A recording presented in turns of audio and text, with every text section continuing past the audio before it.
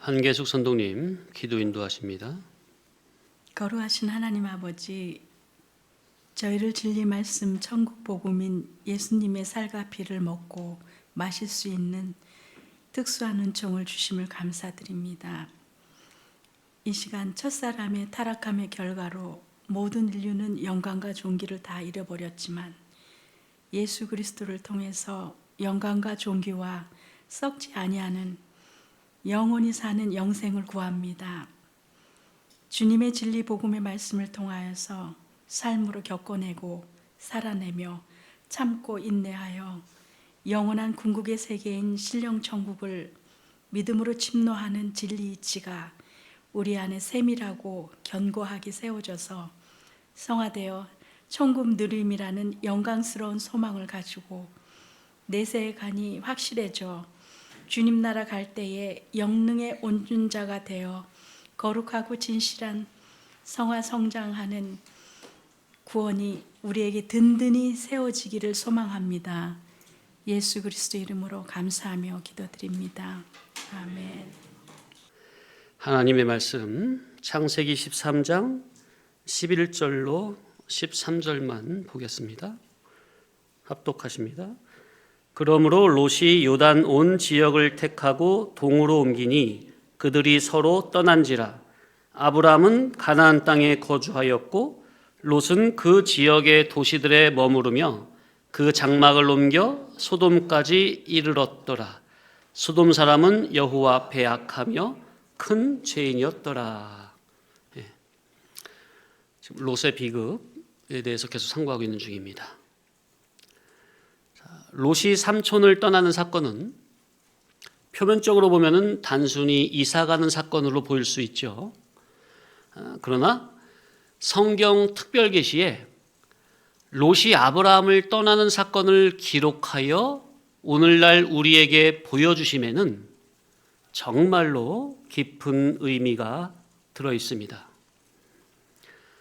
첫째로 롯이 아브라함을 떠나는 것은 당시 하나님으로부터 계시를 받은 유일한 선지자를 떠나는 것으로 이는 하나님께서 롯에게 베푸신 특수 은총을 거부하고 배척한다는 의미가 되는 겁니다.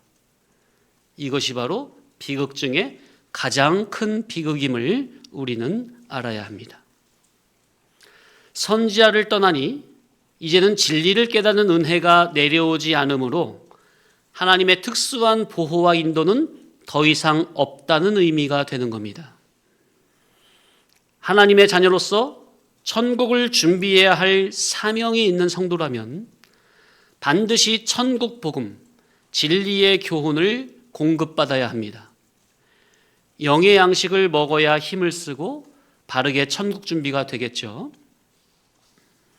당시 하나님의 선지자는 아브라함이 유일했으니 롯은 어떠한 일이 있어도 아브라함을 떠나면 안 되고 아브라함의 교훈을 중심으로 형성된 그 진리 공동체를 소중히 여기며 함께 천국 복음을 듣고 배우고 깨달으며 섬기는 그 생활을 통해서 무한광대한 천국의 영광을 준비하는 이 성화구원의 삶을 영위했어야 했습니다.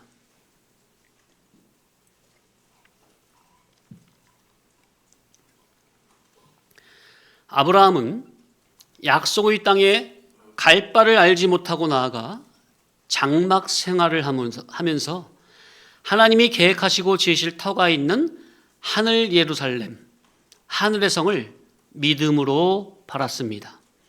자, 앞에 보세요. 히브리서 11장 8절 이하 시작.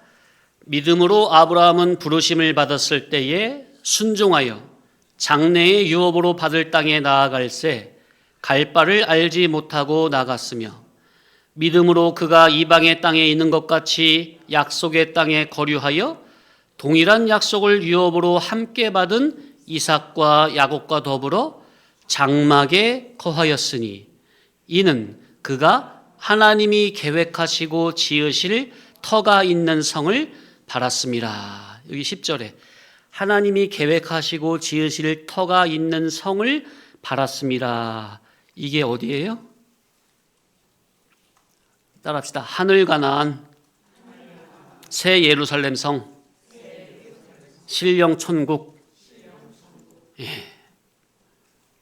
약속의 땅, 이 세상, 젖과 꿀이 흐르는 언약의 땅, 이 가나안에서, 지상 가나안에서 죽음선 넘어 하늘 가나안을 믿음으로 준비했다는 거. 야곱과 이삭과 함께 어디에 거하면서?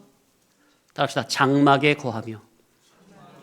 장막에 거한다는 그 사상이 있다고 그랬죠. 나그네 인생길을 안다는 거예요. 이 세상이 진짜가 아니라 천국을 준비했다는 거죠. 그러니까 장막이 뭐예요? 오늘날로 말하면 텐트. 텐트는 그냥 성처럼 딱 이렇게 뿌리를 받고 터가 굳어져 가지고 세우는 게 아니라 언제든지 상황에 따라서 옮길 수 있는 처소 아닙니까? 그죠? 그러니까 아브라함은 어디에 거했다고요? 장막에. 반면 롯은 어디에 거주했어요? 창세기 거기 19장인가에 보면은 18장인가? 성문에 앉아 있어요. 성문에 앉아 있다는 것은요. 장로급이라는 거거든요. 장로급. 굳건한 그냥 소돔성에다가 그냥 튼튼한 집을 지어놓고 장로 생활을 하면서 장로급의 생활을 하면서 아주 유지로서 잘 먹고 잘 살았다는 그런 의미가 있어요. 그러니까 성경에 장막에 거하였으니 이 의미와 롯은 안 그랬거든요. 롯은 성문에 앉아서 걸터앉아 있었다. 그게 이제 그런 게 그냥이 아니에요. 또 천사가 롯에게 들어갈 때 저물 때 새 천사가 아브라함을 찾아올 때는 정오에 그런 시간, 그런 단어, 그게 그냥이 아니라고요. 그래서 성경은 유기적, 축자, 영감 단어 하나하나에 다 뜻과 의미가 함축적으로 기록이 되어 있어요. 자, 아브라함은 이랬다는 거. 그러나 롯은 아브라함과 같은 믿음, 곧 하나님이 주시고자 하시는 신령 천국, 하늘 가나안에 대한 믿음이 전혀 없었어요. 롯도 믿는 자인데 천국에 대한 산소망이 아브라함처럼, 아브라함은 늘 이 땅에 살면서 하나님이 계획하시고 지으실 있는 터가 있는 성, 하늘 예루살렘 성을 믿음으로 바라고 준비했는데 롯은 같이 믿는 자이긴 하지만 신령 천국에 대한 확신과 천국은 준비해야 되는 곳이로구나, 그런 개념이 없었어요. 아브라함에게 천국 복음을 들으면서 롯 자기도 믿음을 바르게 썼더라면 아브라함의 복음에 더 진중한, 더 깊은 관심을 기울였더라면, 그냥 흘려듣지 않고, 성도님들 중요하죠? 그냥 듣긴 듣는데 그냥 흘려듣는 게 아니라 더 마음을 모아서 진중하게 관심을 가지고 들었더라면 얼마든지 롯도 믿음으로 자기의 천국을 준비할 수 있었을 거예요. 그런데 롯은 가장 좋은 자리에 있으면서도 영적인 시야를 전혀 넓히지 못했습니다. 그러니 당장 어디만 보이는 거예요? 이 눈에 보이는 이 땅만 보이는 거예요. 자, 13장에 보면 또 참 반복적으로 대꾸적으로 나오는 게 두 군데가 있어요. 아브라함이 롯에게 선택권을 주니까 롯이 어떻게 했죠? 눈을 들어. 근데 또 여호와 하나님, 롯이 선택을 한 다음에 하나님이 나타나셔가지고 아브라함에게 뭐라고 하죠? 너는 눈을 들어. 그러니까 롯이 눈을 든 그 눈은 어떤 눈이며 아브라함이 눈을 든 그 눈은 어떤 눈이냐? 육의 눈을 드는 게 있고요, 영의 눈을 드는 게 있죠. 성도라면 어떤 눈을 뜨고 어떤 눈으로 봐야 되겠느냐 그 말이에요.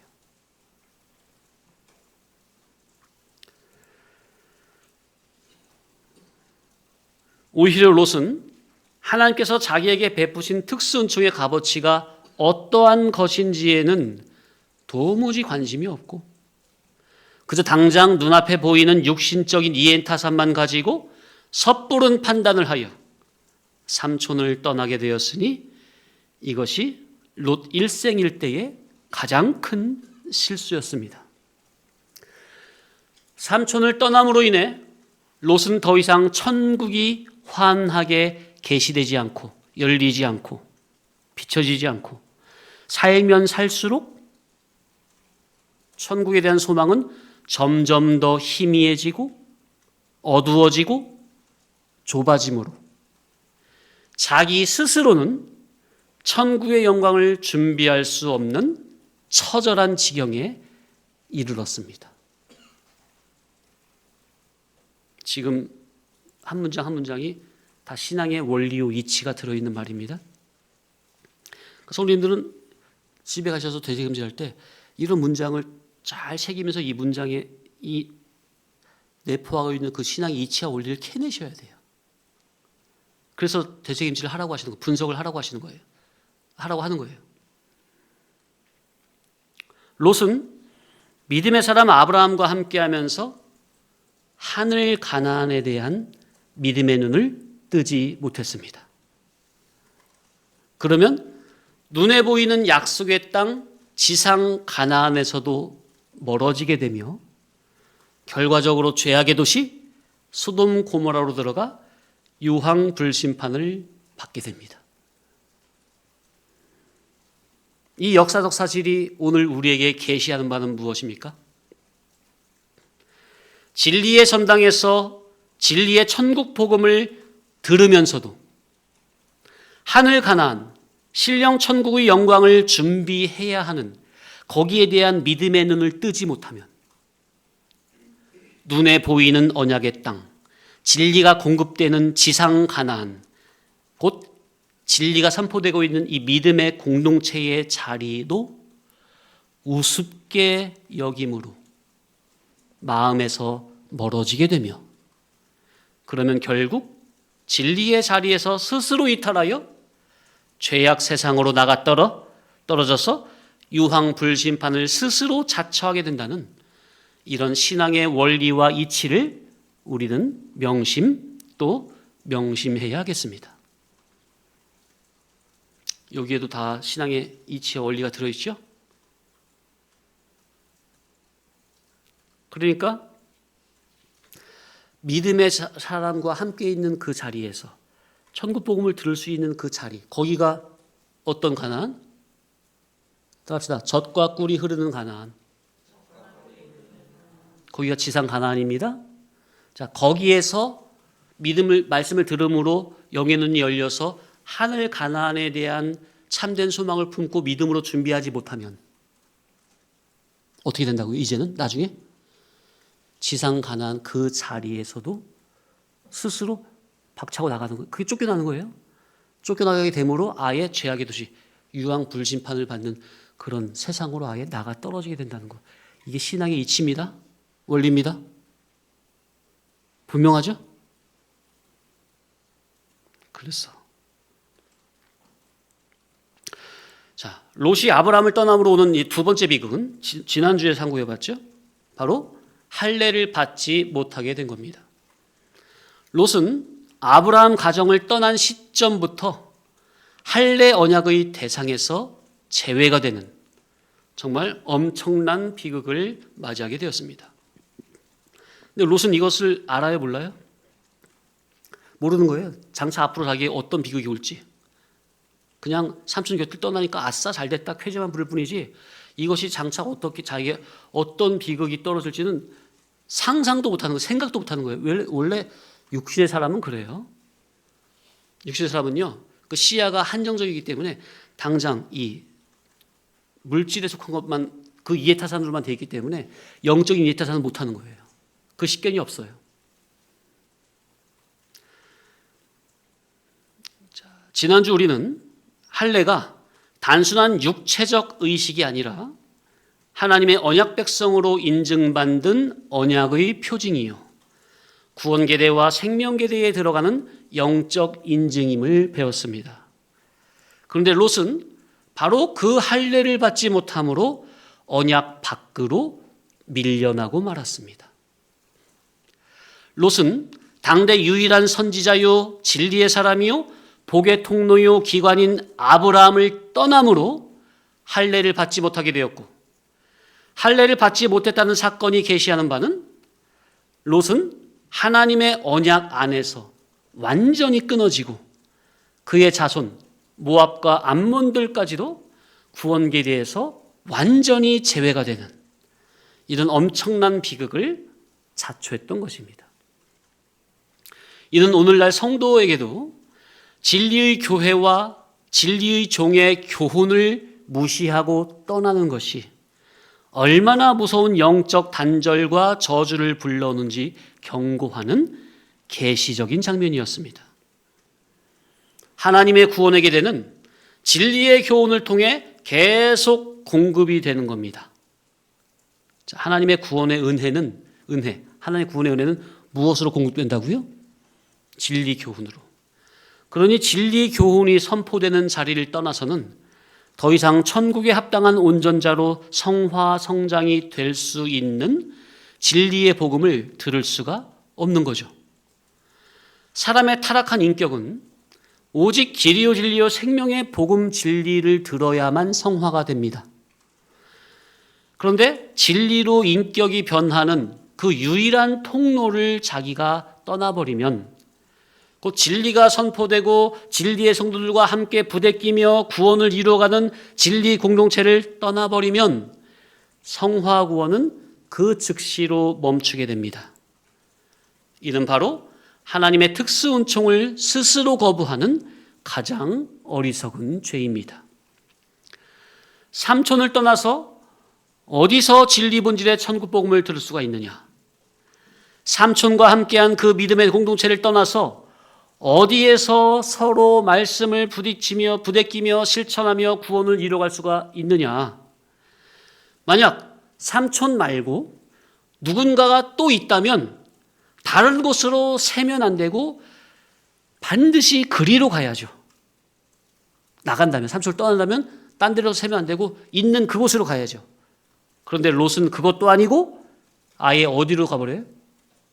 소돔 고모라 죄악의 도시로 들어가 버립니까? 여기서 또 알 수 있는 신앙의 원리와 이치가 뭐냐? 속에서부터 본성이 타락한 죄인은 진리를 거부하고 싫어해요. 맞죠? 자기 속을 비추면서 고치란 말 제일 싫어해요. 죄인들은. 그래서 진리가 싫어서 진리를 떠나게 되면 그 사람은 더 나은 곳으로 가게 되는 게 아니라 반드시 죄악의 자리로 들어갈 수밖에 없다는 이치. 이러한 신앙의 원리와 이치를 롯이 진리를 가지고 있는 삼촌을 떠나 죄악의 도시 소돔성으로 들어가는 장면을 통해 우리에게 계시로 보여주고 있는 겁니다.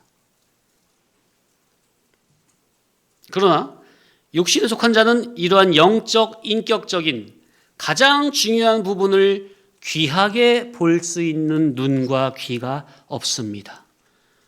그들은 영의 귀와 눈이 닫혀 있기 때문이죠. 또한 진리의 교훈이 선포되는 자리를 떠나게 되면 영적인 할례는 받을 수 없습니다. 그러면 그는 더 이상 언약 안의 백성이 아니라 언약 밖의 백성이 되는 겁니다. 영적인 할례는 진리와 영감으로만 됩니다. 영적인 할례는 무엇으로 된다고요? 진리와 영감으로만, 곧 말씀과 성령의 감화 감동으로 인해 마음의 할례를 받음으로 이루어지는 내면의 변화입니다. 이는 진리가 선포되는 진리 공동체 안에 머물 때만 가능한 겁니다. 맞습니까? 영적인 할례, 곧 성화는 할례 언약 안에 머물 때만, 곧 언약 백성 안에 머무는 자에게만 한정되는 은혜의 결과입니다. 좀 말씀만 들으면 됐지 뭐 진리 공동체에 뭐 나오는 게 뭐가 중요해? 그렇게 생각할 수도 있겠죠. 그러니까 예배 자리에 안 나오고 집에서 유튜브로만 들어도 된다. 그렇게 생각할 수도 있겠죠. 얼마든지 말씀만 깨달으면 된다. 아니라니까요. 하나님은 이 믿음의 진리 공동체, 교회 공동체, 이 모임을 통해서 성화의 역사를 하십니다. 혼자서 집안에서 말씀 그냥 듣기만, 지식적으로 듣기만 하고 성화가 안 돼요. 성령님의 감화 감동을 안 주세요. 자기가 아무리 하려고 해도. 이 공동체에서 부대끼면서 말씀을 순종하려고 하는 그런 힘씀과 애씀이 없이 집에 있으면은 뭐 자기가 믿음 제일 좋은 사람 아니에요. 그런데 조금만 나가보세요. 별 사건 같지도 않은 사건에 그냥 팍팍 넘어져 버립니까? 그러면서 무슨 성화가 돼요. 그죠? 말씀 지식으로만 어떻게 성화가 되느냐고. 사건이 없이. 그래서 진리 공동체에서 스스로 떠나는 자는 온갖 참 지혜를 배척하는 어리석은 자임을 명심하시기 바랍니다. 잠언에도 나오죠, 이런 말씀이.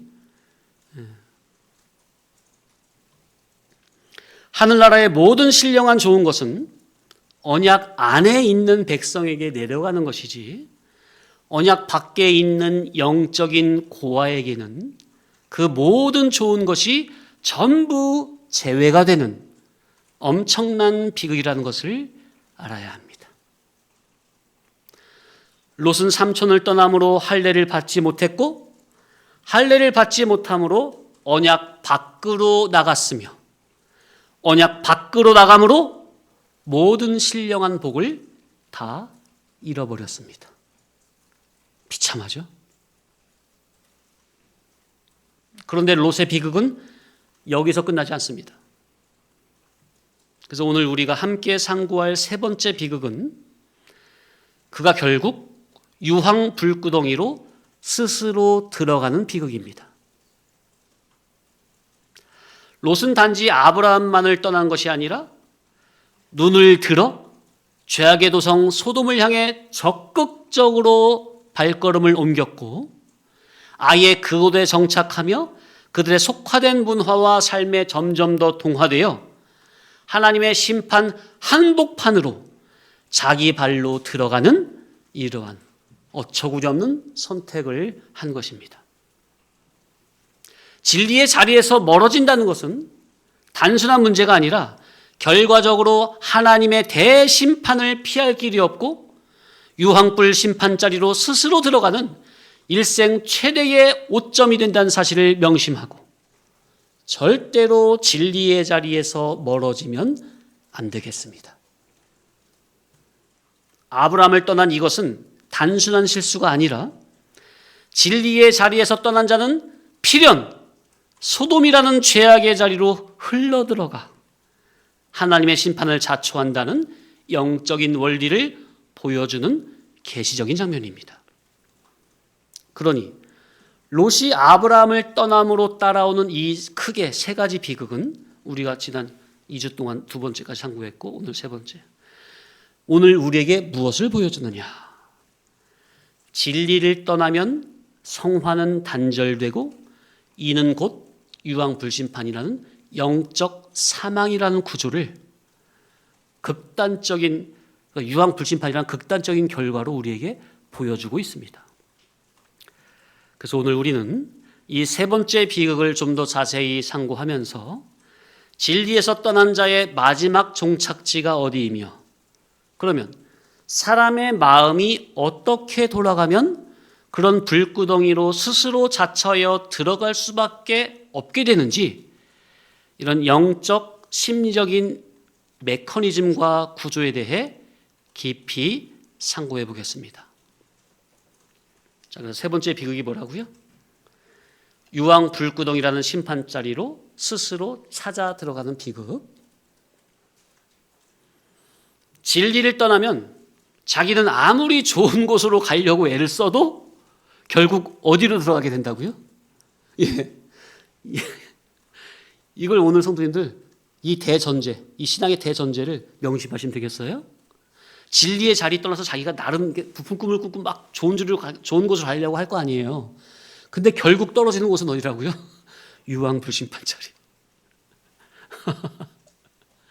이야, 놀랍지 않습니까? 이것이 바로 하나님의 진리를 우습게 여기고 버린 자에게 내려지는 살아계신 하나님의 엄중한 심판입니다. 하나님의 말씀을 우습게 여긴 자에게 내려지는 엄중한 심판.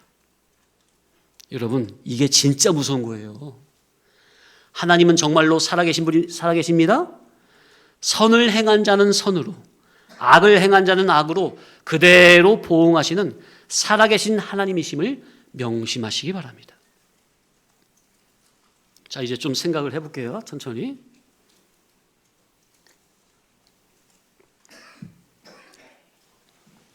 제가 짐작을 해본 거예요. 추측을. 롯은 삼촌 곁에 있으면서 하나님께서 아브라함을 통해 계시하신 천국 복음을 듣고 배웠습니다. 롯이 아버지를 여의고 삼촌 아브라함 곁에 있으면서 삼촌으로부터 갈대아 우르에서 간밤에 영광의 하나님께서 삼촌에게 현현하심으로 계시를 주신 사건을 롯이 처음 딱 들었을 때는 정말로 놀랐을 것이고, 야, 삼촌과 함께 하시는 하나님의 존재에 대해서 정말로 진짜로 궁금했을 것이며, 그래서 삼촌 곁을 따르면서 진리의 복음에 대해서 듣고 배웠을 것입니다. 맞죠? 얼마나 놀라웠겠어요. 삼촌이 간밤에 있었던 전능자가 자기에 나타나가지고 현현하신 말씀을 딱 듣는데 롯이 옆에서 막 소름 끼치지 않았을까요? 야, 어떻게 그런 일이. 처음엔 그랬을 거예요. 그런데 롯은 애당초 진리 자체에는 큰 관심이 없던 육에 속한 자였어요. 그러니 영광의 하나님께서 간밤에 꿈이나 환상으로 삼촌에게 나타나셔서 계시를 주셨다고 하니 처음에는 놀랍고 신기하기도 하고 무섭기도 해서 삼촌을 따랐겠지만 계속해서 삼촌 아브라함이 전하는 말씀을 들어보니 육에 속한 롯 자기의 관심을 끌기에는 너무나도 거리가 멀었던 것 같습니다. 왜 진리를 처음 들으면 기가 막히죠? 야, 어떻게 이런 말씀이 있냐? 근데 계속 들으면 어떤 생각이 들어요? 맨 그 말씀이 그 말씀 같고 그 소리가 그 소리 같고. 그게 왜 그런 거예요? 말씀을 믿음으로 안 듣고 인격으로 안 듣고 지식으로만 들으면 이렇게 되는 거거든요. 롯은 육안으로는 보이지 않고 오직 믿음의 눈으로만 보여지는 하늘나라의 계시보다 오직 믿음으로만 들려지는 진리 본질의 천국 복음보다 하나님 덕에 당장 눈에 나타나 보여지고 손에 잡혀지는 콩고물에 더 관심이 가 있는 육신에 속한 자의 전형이었습니다. 그렇기에 삼촌 곁에 늘 붙어 있으니 어느 순간부터는 이 삼촌이 과거에 한때 영광의 하나님이 나타나셔서 계시를 주신 그런 진리의 영이 함께하는 선지자로 보이기보다는 삼촌이나 나나 다 똑같은 인간으로 보였을 것이며 그러던 차에 애굽으로 내려갔다가 올라오면서 삼촌이 아내를 팔아먹는 사건에서 적잖이 실망을 했을 것이고 그래서 애굽에서 가나안으로 다시 올라와서는 이제 목자들이 서로 다투는 사건을 계기로 삼촌 곁을 완전히 떠나게 되었던 거죠. 자, 그러면 롯이 어떻게 해서 진리의 자리를 떠나 유황 불구덩이라는 심판의 자리로 스스로 자차여 들어가게 되었는가? 그 원인을 좀 더 구체적으로 생각을 해보면 첫째, 성도가 복음 진리를 듣고 배워도 그 속 중심에 마음밭에 바위 덩어리가 깔려 있으면 더 이상 진리는 안 들어갑니다. 참 불쌍한 거예요. 마태복음 13장에 보면 예수님께서 씨 뿌리는 자의 비유를 말씀하시죠. 씨를 이제 4가지 밭에 뿌리지 않습니까? 길가밭, 돌짝밭, 가시밭, 옥토밭. 씨를 뿌리는 자가 씨를 뿌리는데 더러는 길가에 뿌려지니 새들이 와서 얼른 주워 먹어버렸고 더러는 뿌리를 내렸는데 바위로 인해서 뿌리가 깊지 못하니 햇빛이 비치가 금방 말라 죽어버렸고, 그죠? 더러는 가시밭에 떨어져서 잘 자라고 꽃도 피는데 마지막에 가시가 기운을 맞아가지고 최종적으로 뭘 못 맺어요? 열매를 못 맺어가지고. 또 더러는 좋은 밭에 심겨져가지고 30배, 60배, 100배의 결실을 맺었다는 비유를 예수님이 말씀하시죠. 자, 마음밭에 바위 덩어리, 돌짝이 깔려 있다는 게 뭐죠? 많이 상고했었죠? 마음속에 바위 덩어리가 깔려 있다는 말이 뭡니까? 나도 안다 하는 주관성, 교만성. 이제는 나 혼자서도 할 수 있다 하는 교만성, 주관성, 패역성. 지금 롯의 심령 상태가 이랬던 겁니다. 교만했던 거예요, 한마디로. 날이 적당히 잘 갈려야 되는데 오히려 칼날이 넘어버렸어요. 좌로나 우로나 치우치지 않고 진리 중독길을 걸어야 했는데 한쪽으로 치우쳐져 버렸습니다. 그러니 목자가 서로 다투는 사건에서 롯이 먼저 엎드려 용서를 구하지 못하고 삼촌이 와서 중재를 하기까지 배짱을 튕기다가, 뭘 튕겼다고요? 배짱을 튕기다가 삼촌의 중재 안에 못 이기는 척 속으로는 쾌재를 부르며, 겉으로는 못 이기는 척 속으로는 쾌재를 부르며 삼촌을 완전히 떠나버린 거죠. 삼촌을 떠나는 현재 롯 자기 앞의 미래가 어떻게 펼쳐질지, 아마 롯은 찬란한 꽃길만을 열릴 것을 기대하고 부푼 꿈을 안고 소돔을 향해 들어갔겠죠. 그러나 롯의 결과를 미리 알고 있는 우리는 하나님이 친히 세우고 보낸 참 선지자를 떠나는 것이, 곧 진리의 복음을 들을 수 있는 곳을 떠나는 것이 사람의 일생일대에서 가장 큰 비극의 출발점이라는 사실을 우리는 이미 알고 있습니다. 우리가 신앙을 하면서 진리를 들으며 신앙생활을 하다 보면요, 어느 순간 나도 진리를 어느 정도 들어서 이 정도는 알고 있는데, 나는 더 이상 초신자가 아닌데, 나도 알 만큼은 아는데, 이제는 나도 혼자서도 얼마든지 할 수 있는데, 이런 생각이 올라올 때가 있습니다. 또 말씀을 듣다가 반복되는 교훈이 나오면 대번 드는 생각이, 에이, 목사님 또 이런 말씀 하시네? 저거 다 아는 건데 누가 새로운 사람이 왔나? 그러면 대번 마음이 스르르 놓아지죠?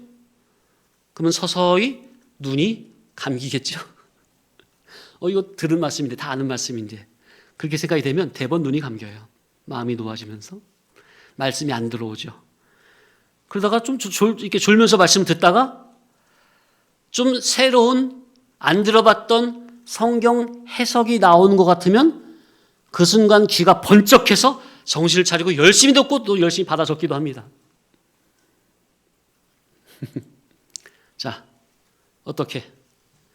이런 마음의 자세로 말씀을 듣는다면 그런 마음 바탕이 심지가 견고한 신앙 인격이겠습니까? 그런 식으로 말씀을 듣는 그의 인격이 바른 신앙 인격의 됨됨이입니까? 말씀을 그런 자세로 듣는 그의 인격이 언약을 이을 신앙 인격의 질이 되겠습니까? 그래서 만약 이런 생각이 올라오거나 이런 경험이 반복되고 있다면, 아하, 나는 지금 말씀을 듣는 마음의 자세가 한참 밖으로 벗어나 있구나. 그러니 나는 아직도 진리를 나는 안다고 자부해 왔는데 아직도 진리가 무엇인지 도대체 잘 모르고 있는 상태로구나. 이렇게 스스로 진단을 내리는 것이 현명하다는 것을 알아야겠습니다. 성도 내가 말씀을 받는 마음보가 바르게 잡혀 있다면 진리의 어떤 교훈이 나와도 전부는 자기에게 주시는 말씀으로 받기 때문에, 또 평소에 진리의 교훈을 전하는 그 목사님의 그 인격을 신뢰하기 때문에 성령님이 감화 감동을 주심으로 말씀을 받는 그의 인격이 바르게 세워지게 됩니다. 지금 상당히 중요한 말씀 드리는 겁니다, 성도님들. 성경 해석보다 이러한 신앙 인격의 됨됨이를 바르게 세우는 이런 것이 정말 중요한 거예요. 이럴 때 성도님들은 정말 귀담아 마음을 열고 귀담아 들으면서 온전히 이런 자세가 돼야 돼요. 성령님이 감화 감동하시는 진리가 내 인격에 잘 새겨지고 녹아들고 스며들면 반복되는 말씀에서라도 절대로 이런 생각이 올라오지 않습니다. 오히려 진리를 들을수록 맞다 인정이 되는 것이고, 진리를 들을수록 자기의 죄인됨이 발견되는 것이며, 더욱 납작 엎드리며 늘 하나님 앞에 회개와 감사와 찬송을 하게 되는 겁니다. 이게 신앙이 제대로 들어가고 있는 거예요. 진리를 처음에 배우면 야, 정말 기가 막히네. 정말 말씀의 이치가 옳네. 그래서 여기에 올인하며 배우게 되죠. 열심히 배우죠. 그런데 처음에 말씀을, 그러니까 옳다고 인정한 거예요. 그건 맞아요. 그런데 그 옳은 말씀, 옳다고 인정된 그 말씀을 처음에 어떤 자세로 말씀을 듣느냐에 따라서 배우면 배울수록 사람이 겸손성으로 신앙 인격이 들어갈 수도 있고, 배우면 배울수록 자기의 주관성이 더욱더 강하게 자리 잡힐 수도 있습니다. 그래서 진리를 듣고 배울 때는 항상 말씀을 받는 자기의 마음을 잘 살펴야 합니다. 내가 말씀을 내 인격 깊숙한 곳에서 온전한 마음으로, 전심으로, 감사한 마음으로, 아멘으로 잘 받고 있는 것인지, 아니면 이제 말씀드린 5가지 이 마음이 아니고 그냥 지식으로 흘려듣고 있는 것인지, 이것부터 살피시기 바랍니다. 이게 정말로 중요한 거예요. 단순히 말씀 옳네, 말씀 좋네, 말씀이 깊네, 그게 문제가 아니라 이 옳은 말씀을 내가 어떤 마음의 자세로 받고 있느냐, 이것이 더 중요하다는 겁니다. 말씀을 받으면서 이렇게 자기 마음 중심을 살피지 않고 말씀 좋다고 받으면 어떻게 되느냐? 이 옳고 깊고 귀한 말씀을 자기가 열심히 받으니 자기가 마치 그렇게 귀하고 옳고 좋고 높은 존재가 되는 것처럼 착각이 됩니다. 많은 분들이 여기서 빠져요. 이제 말씀드린 여기에 많이 빠져요. 그러니 옳고 좋고 귀하고 높고 깊은 말씀을 자기가 많이 받으면 받을수록, 남보다 열심히 공부해서 하면 할수록 자기가 올라가고 자기가 높아지고 자기의 오름이 드러나게 됩니다. 그러면 은연중에 자기보다 진리의 깊이가 얕다고 생각되는 사람들이 보이면 대번 무시가 되고 우습게 보이며 함부로 가르치려는 자세를 갖게 됩니다. 어때요? 그래서 말씀을 받을 때 어떤 자세로 말씀을 받느냐, 자기의 속 중심을 잘 살펴야 합니다. 말씀을 겸손성으로 온유한 자세로 받으며 이 말씀이 나를 살리되 영원히 영생으로 온전한 인격자로 성화 성장시키는 자세로 말씀을 받는 것인지, 아니면 이 기가 막힌 말씀 좋으니까 열심히 공부해서 깨닫자 하는데 자기 인격 깊숙한 곳으로 말씀을 받지 않으면 이 좋은 말씀을 받으면 받을수록 자기가 점점 교만해집니다. 그래서 성도가 복음 진리를 듣고 배워도 그 속 중심에 마음밭에 바위 덩어리가 깔려 있으면 더 이상 이 귀한 진리가 진리로 안 들어간다는 거. 마음 중심에 교만의 바위 덩어리, 주관성의 바위 덩어리가 깔려 있으면 아무리 좋은 진리를 들어도 이 진리가 자기를 변화시키지 않습니다. 왜? 진리 말씀에 능력이 없어서가 아니라 진리를 받는 자기의 마음보 자체가 잘못 나갔기 때문에, 말씀을 받는 마음보 자체가 글러먹었기 때문에 성령님께서 거룩의 역사를 하실 수가 없으신 겁니다. 성령님은 거룩성을 띤 마음보의 역사를 하시는 거룩한 인격의 하나님이십니다. 맞습니까? 말씀을 받는 사람의 마음보 자체에 거룩성이 없는데 어떻게 거룩한 성령님이 거룩의 역사를 하실 수가 있으시겠습니까? 지금 정말 중요한 이치를 말씀드리고 있어요. 이런 이치는 꽉 붙잡고 절대로 놓치면 안 돼요. 진리를 안 들은 게 아니야. 진리를 안 좋아한 게 아니야. 한때 진리를 정말로 좋아했어. 그래서 누구보다 열심히 진리를 듣고 배웠어. 그런데 진리를 받는 자기의 마음보를 먼저 심사치 못하고 말씀을 들으니, 그래서 진리를 마음 중심으로 인격으로 받지 못하고 다만 지식으로만 들으니 결국 사람이 진리의 사람으로 인격화되지 못하고 교만으로 나가 떨어지게 된다는 거. 저는 이 진리에 입문한 지 30년 동안 이런 분들을, 이런 목회자 또 성도님들 수없이 봐왔습니다. 수없이, 정말로. 지금 드리는 말씀은 우리 성도님들 정말로 중요하게 생각을 해봐야 할 문제입니다. 하나님의 말씀 진리는 지식으로 받으면 안 됩니다. 하나님의 말씀 진리는 마음으로, 인격으로, 중심으로 받아야 합니다. 하나님의 말씀은 당신의 온전한 인격에서 나온 말씀입니다. 맞죠? 그러니 하나님의 인격에서 나온 말씀을 우리는 전 인격을 다해, 마음을 다해, 뜻을 다해, 성품을 다해, 정성을 다해 받아야 합니다. 그래야 나의 거듭나지 못하고 다듬어지지 못한 인격이 예수 그리스도의 천국 복음으로 말미암아 예수님과 같은 고상한 신의 인격으로 거듭나지게 되는 겁니다. 이것이 바로 진리의 영이신 성령님께서 진리의 복음으로 역사하시는 선의 역사입니다.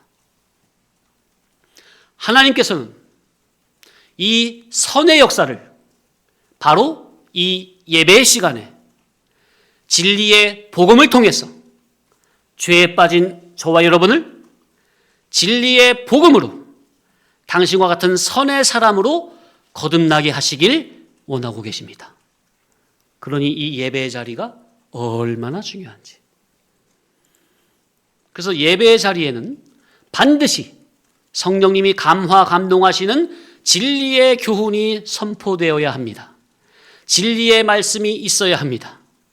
예배당은 의리번쩍하고 교인도 수백, 수천, 수만 명에 이르고 종교 활동은 왕성한데 가장 중요한 진리의 교훈이 선포되지 않고 다른 복음, 다른 예수가 선포된다면 사람들은 알아줄는지 모르지만 우리 주님은 인정을 안 하시는 겁니다. 오히려 나는 너희를 도무지 모르니 불법을 행한 자들아 내게서 떠나가라 라는 책망을 받게 될 뿐입니다.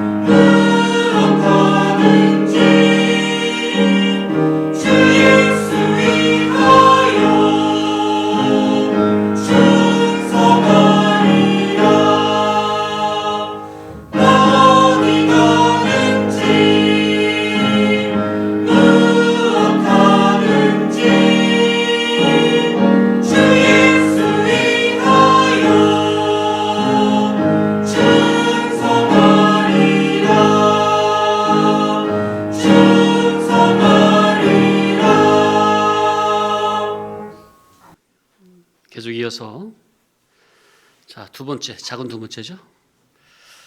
롯의 그 심리 상태가 어땠길래 어떻게 해서 진리의 자리를 떠나서 유황 불구덩이라는 심판의 자리로 스스로 자처하여 들어가게 되었는가? 복음 진리의 말씀을 듣고 배우고 있으면서도 마음속에 가시떨기가 무성해서 세상에 속한 근심, 염려, 걱정이 가득 들어차 있다면 하늘나라의 복음 진리가 튼실히 자라지 못하고 결실을 맺지 못합니다. 그러면 때가 되면 결국 유황 불구덩이로 들어갈 수밖에 없게 되죠. 처음에 복음 진리의 말씀을 듣고는 이보다 더 좋을 수는 없다 하며 대단히 좋아하다가도 지내는 중에 이 생의 재물과 염려와 또 세상 향락의 기운이 막히면 온전히 결실치 못하는 자가 많아요. 처음에 말씀은 좋아가지고 그냥 확 달라붙어 아주 열심히 듣는데 그 싹도 피우고 연한 새순도 나고 가지도 나고 꽃도 피웠는데 결과적으로 열매를 못 맺는. 자, 이 자리에서도 한때는 참 어떻게 이런 말씀이 있느냐, 이 말씀이 너무나 귀하다, 이 말씀을 끝까지 함께 하겠다, 그렇게 좋아하던 목사님도 그만 이 생의 재물과 염려의 기운이 막혀 세상으로 가버렸습니다. 그래서 말씀을 들으면 너무나 좋고 옳고 그래서 막 성도님들이 막 뭐랄까요? 저는 이 말씀에 목숨을 걸었습니다. 저는 말씀이 좋아서 이 결심을 내고 있습니다. 그렇게 이렇게 말을 할 때가 있잖아요. 그게 뭐 자기를 자랑하려고 하는 게 아니라 사실 그대로 말을 하는 거예요. 그런데 그래서 이 말씀이 얼마나 좋은지 저는 이러한 마음을 가지고 이렇게 열심을 내고 있습니다. 이렇게 너무 좋으니까 알리고 싶을 때가 있거든요. 그러나 현재 진리에 대한 자기의 마음이 옳은 마음이라고 해도요, 누가 이렇게 어떤 일이 있었는지 아니면 어떤지 자세히 묻기 전에는 그런 마음을 말로써 드러내지 않는 게 좋습니다. 말로써 자기의 신앙이 진리를 향한 자기의 그 신앙이 그 충정이 옳고 확고하고 정당하고 의롭고 바르다는 것을 굳이 이렇게 드러내지 않아도 좋습니다. 진리의 사람은 그저 항상 하나님 앞에 서 있는 자세로 하나님 앞에서 하며 예수님만이 알아주시는 것으로 족하게 여길 뿐 진리를 좋아하고 사모하여 진리를 위해 온 정신을 쏟으며 살고 있는 그 자기의 충정을 사람들에게 보이고 알림으로 정당화하지 않습니다. 우리 주님은 말이 앞서는 것을 좋아하지 않으시죠. 나의 속 중심이 진리를 향해서 바르고 옳다는 것을 굳이 겉으로 드러내어 자랑하지 않습니다. 그게 아무리 사실이라 해도 누가 묻기 전에는 일부러 드러내어 말하지 않습니다. 왜냐? 인간 자기는 너무나도 연약한 자라는 것을 알기 때문입니다. 실제로 그렇게 자기의 정당함과 충정과 열심을 드러내다 보면 금방 머지않아 또 여기저기서 연약한 실수를 드러내기 마련입니다. 말이 앞서면 항상 실수가 나오기 마련이죠. 이것도 신앙의 원리요 이치죠. 왜냐하면 인간은 다 부족하고 연약한 죄인이기 때문에. 그래서 이 성도님들은 목회자에게 저는 이렇게 이런 마음으로 이런 충정으로 열심히 하고 있습니다. 알릴 필요가 없어요. 그런 말 안 해도 주님이 다 알고 계시고 인도자도 성도님들이 그 진리를 향한 그 충성은 말로 안 해도 다 느낌으로 알고 있는 거죠. 그런데 거창한 말로 말을 하려다가는 그게 아무리 사실이라고 해도 자칫 외식과 위선으로 엇나갈 수 있어요. 그 말을 하는 순간에 거짓될 수 있어요. 무슨 말인지 아십니까? 자기가 여태까지 진리로 이렇게 살아왔어. 옳게 한 걸 이렇게 말하는 순간에 거기에 옛사람이 섞여가지고 거짓적인 외식과 위선이 섞일 수 있다고. 그러니 겸손히 사람 앞에 아니라 항상 하나님 앞에 서 있는 자세로 정직하게 사는 게 더 낫습니다.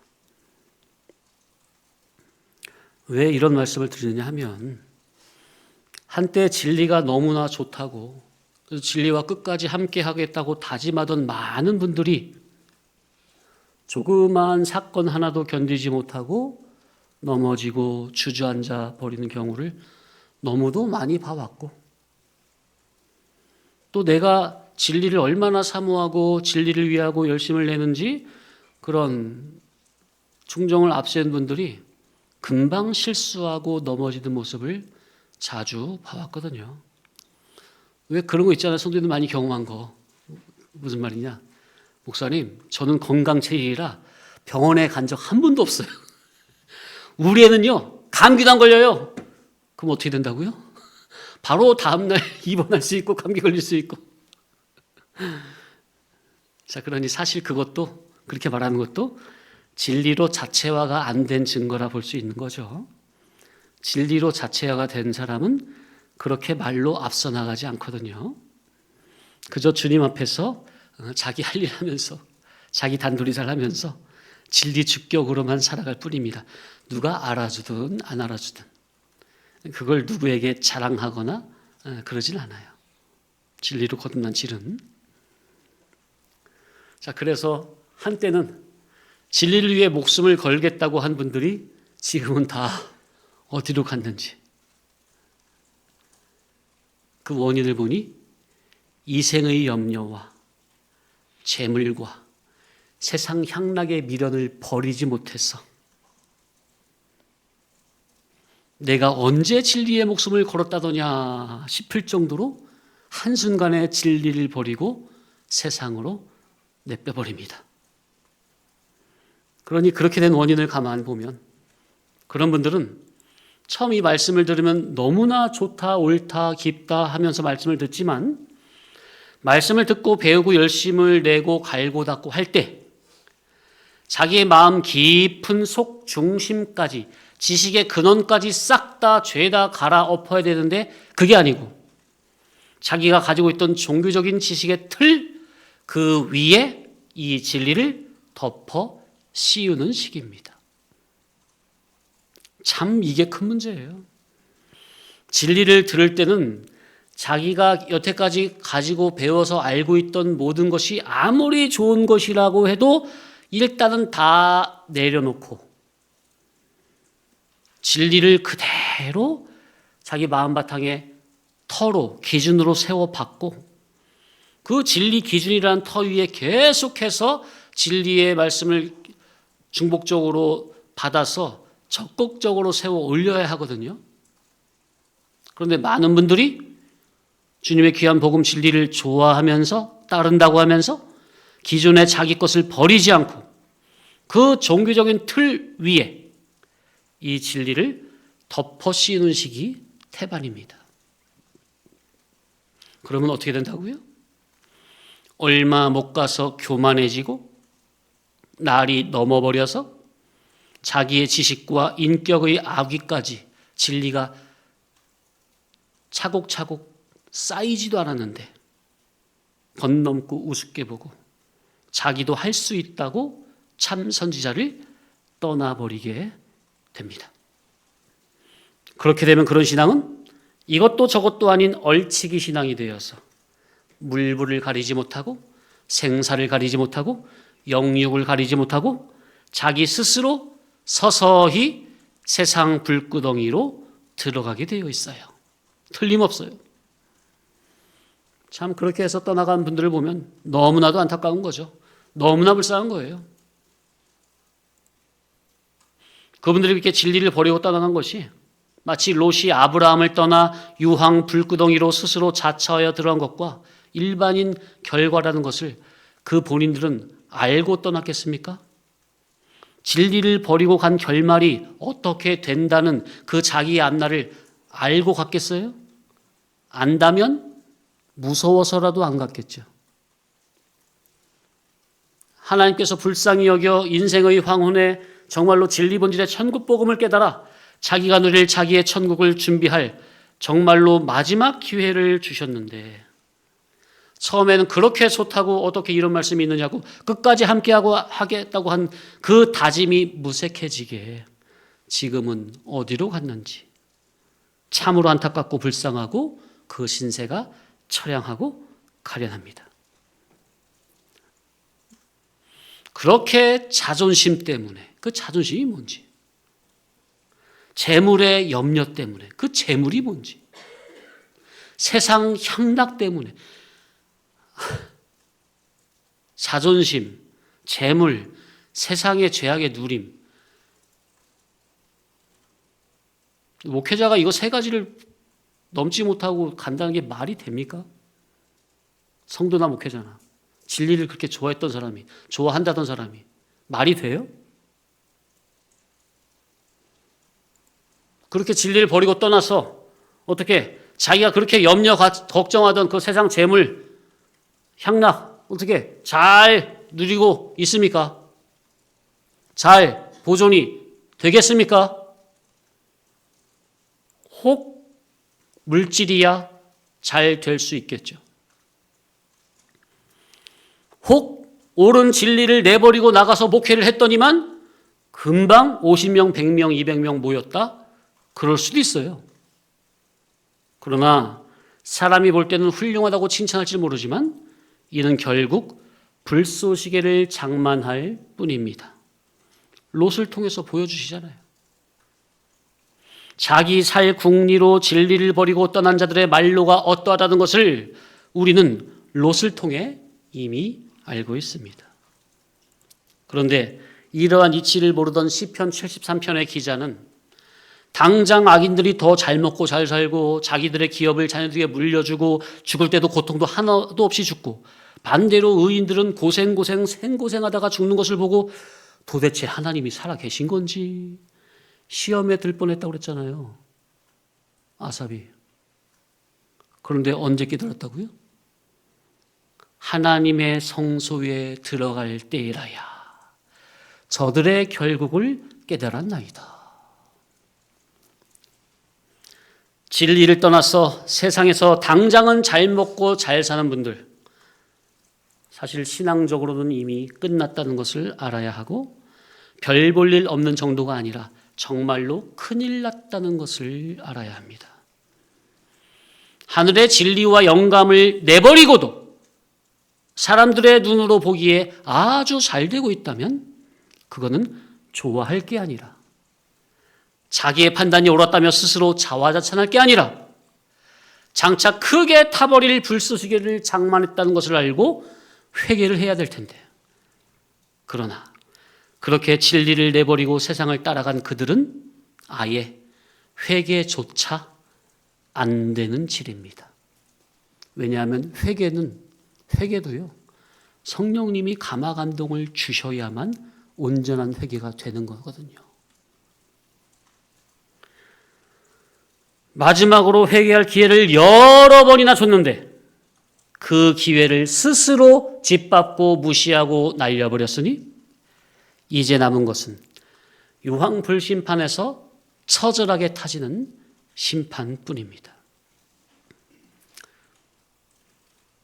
네 번째, 다섯 번째는 짧게 하겠습니다. 이것도 사실 더 이렇게 생각을 하면은 더 길어지겠는데 오늘 마치는 게 나을 것 같아요. 네 번째, 진리의 자리를 우습게 여기고 떠난 그 사람은 영육간의 알거지가 되는 비극입니다.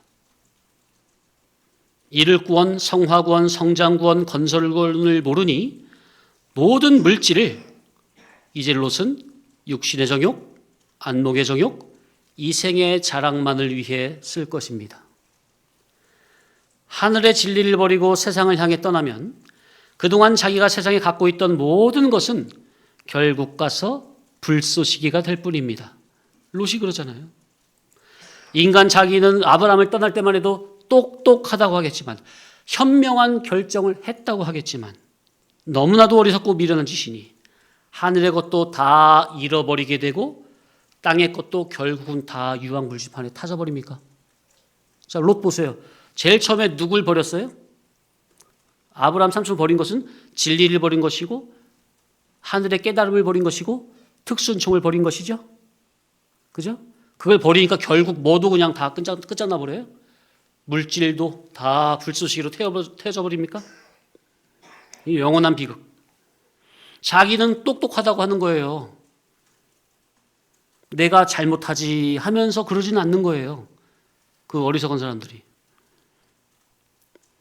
성도님들, 우리는 임시적인 땅의 것은 잃어버려도 하늘의 것은 더 많이 차지를 해야 하늘나라 낙원 가서 상속이 있고 다스릴 것이 있고 영원한 향락으로 누릴 것이 있는 것입니다. 이것을 준비하시기 바랍니다. 하늘의 것이 없는 자는 땅의 것도 결국 다 잃어버리게 됩니다. 이게 이치예요. 원리입니다. 이걸 붙잡으셔야 돼요. 지금 현재 목사님 저는 많이 가지고 있는데요. 아닙니다. 하늘의 것이 없는 자는 땅의 것도 결국 다 잃어버리게 됩니다. 예수님께서 뭐라고 그랬죠? 있는 자는 더 받아 넉넉하게 되고 없는 자는 그 있는 건 좀 마저 빼앗기게 되리라. 이게 무슨 말이에요? 이게 앞에 가로가 생략되어 있는 거예요. 있는 자는 없는 자는 그 앞에 가로 해놓고 생략되어 있는 말이라고요. 뭐가 없는 자는 땅의 것도 빼앗겨요? 하늘의 것이 없는 자는 땅의 것도 빼앗기는 겁니다. 네?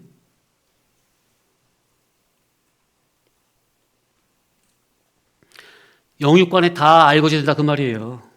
영적인 걸 버리면 육적인 것도 결국엔 다 자기 게 아니라니까. 현재 수중에 있으니까 자기 것 같습니까? 그 자기는 이용물이에요, 주인공이에요, 구원에. 이용물 된다니까. 결국에 하나님 어디로 다 그냥 빠져나가 버려요. 그냥 자기가 그렇게 그냥 움켜잡으려고 했던 거 다 빠져나갑니다. 미꾸라지 빠져나가듯이. 절대로 우리는 이런 미련하고 어리석은 자가 되면 안 돼요. 마지막 5번째, 아브라함을 떠난 결과 결국 천추만대 수치를 남기는 비극이 옵니다. 소돔 고모라의 유황불이 비같이 쏟아져서 불바다가 될 때 롯의 아내는 어떻게 됐죠?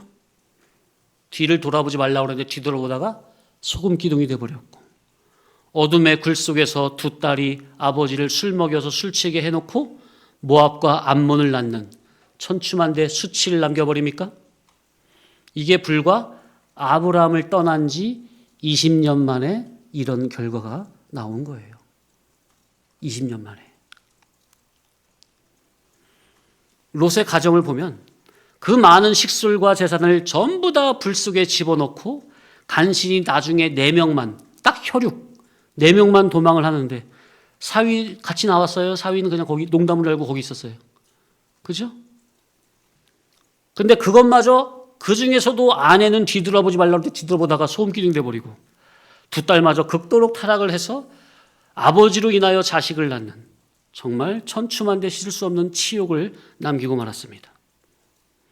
그들의 이 나중을 보면, 야, 우리가 언제 한때 아브라함 곁에서 진리 말씀을 들었던고 무색할 정도로 진리 생명의 길에서 완전히 끊어지는 비극으로 끝을 맺습니다. 하늘의 복음 진리, 참 빛을 받는 우리 성도는 죄악 세상과 싸우면서 진리 신앙 정조를 굳게 지키고 구주 예수 그리스도 나의 신랑 되신 우리 주님과 인격적, 애정적, 의사적, 동화적 결합을 하여 주님의 나라 영생 낙원에 올라가야 합니다. 거룩하고 청결하고 향기로운 성령의 기름 준비, 희고 거룩한 세마포로 신부단장을 하고 기다리고 있다가 주님이 언제든지 오라 하시면 아멘 하며 천성으로 올라가야 합니다. 예수 그리스도를 구주로 믿는 거룩한 성도는 하늘나라 천국 낙원을 상속으로 그리고 영원 무궁한 향락의 누림이 영원히 우리에게 약속되어 있습니다. 믿음의 조상 아브라함은 하나님의 언약을 믿음으로 성취했습니다. 어떠한 환난, 역경, 시련, 고난이 와도 예수 그리스도를 떠나서는 안 됩니다. 우리는 사나 죽으나 예수님 안에서 살고 예수님 안에서 죽어야 합니다. 롯이 유일한 당대 유일한 선지자 아브라함을 떠나서 정말로 말로 다 할 수 없는 비극으로 끝을 맺은 것처럼 저와 여러분도 우리의 구원자 예수 그리스도를 떠나게 된다면 똑같아지는 거예요. 성경은 바로 이런 것을 우리에게 알려주고 있습니다. 기도합니다. 하나님 아버지 감사합니다. 우리에게는 우리의 생명 되신 예수 그리스도께서 우리에게 날마다 오셔서 저를 매 예배 때마다 생명길로 영생길로 구원의 길로 인도하심을 믿고 따르고 날마다 천국을 준비하고 있습니다. 주여, 행여나 롯과 같이 시험에 드는 한 사람도 없이 다 천국 준비를 잘 하다가 정말로 주님이 언제든지 우리를 오라 부르시면 아멘 감사 찬송하며 하나님 품에 안길 수 있는 착하고 지혜롭고 현명한 모든 저희들로 삼아 주옵소서. 감사하오며 우리를 구원하신 예수님의 이름으로 기도 올리옵나이다. 아멘.